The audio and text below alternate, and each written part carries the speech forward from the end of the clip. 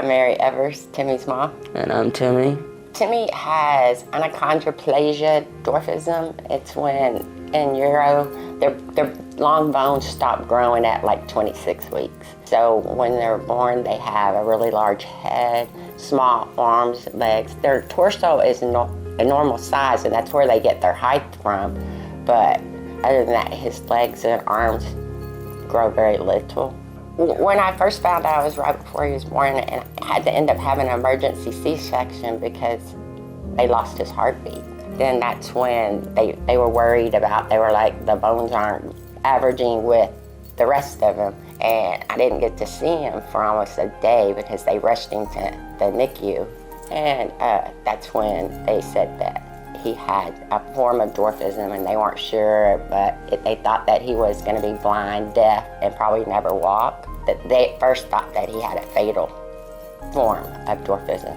It was a scary situation. And then right after he got, when he was like 3 months, he got shocked. He started shaking real bad. It wasn't long after that he started having seizures. Within being home, and I knew he could hear because when he heard your voice, his eyes would follow you around. So then I got on the computer and started researching that, no, he doesn't have what they thought he had. So we stopped all the shots and everything, and he hasn't had any since. The struggles that I've had was being small in a world that's where everybody is big and just looking down on you. I was afraid to be made fun of with my dwarfism, and I might not be able to do anything successfully. A lot of people have bullied me. I just figured, ignore them because I am better than them. But it did hurt me.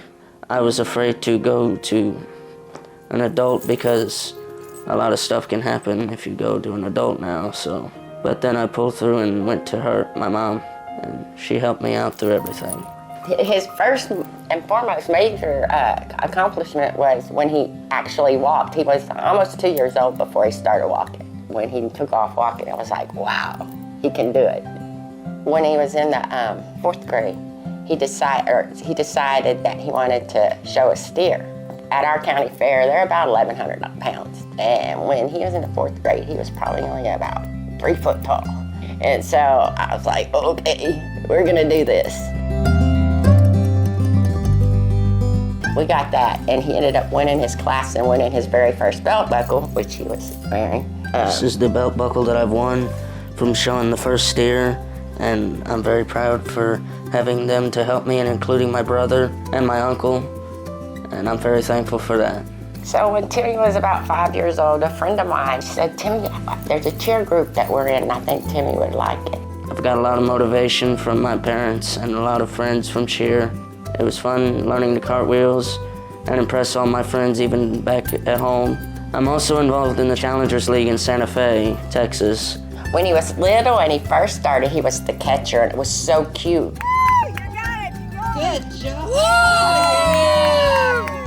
So my 4th grade year, they brought out the instruments, and first instrument I was gonna try and play was a trumpet because it's just 3 valves. It was hard at first, but I had great instructors and great directors. Last year, I did the solo and ensemble. I got a Division I for my solo, and then this year, before today, this morning, got a Division I again on my solo.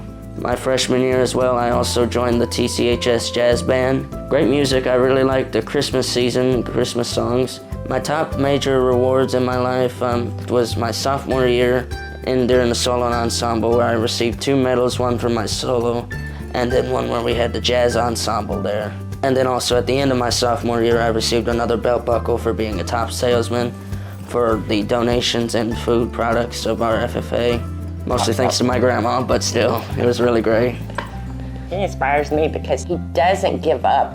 The colleges I'd like to go to, hopefully one would be UT, Texas, and then if I don't make that one, hopefully U of H. My career goals would be to be a band director. If he was awarded a scholarship, he would actually be able to go. That's why I'm so excited that he's actually applying himself more, and his grades show it. And so hopefully he can get a lot of scholarships and be able to at least be able to attempt to go. motto I live by is just to never give up and follow your dreams, and you will succeed in life.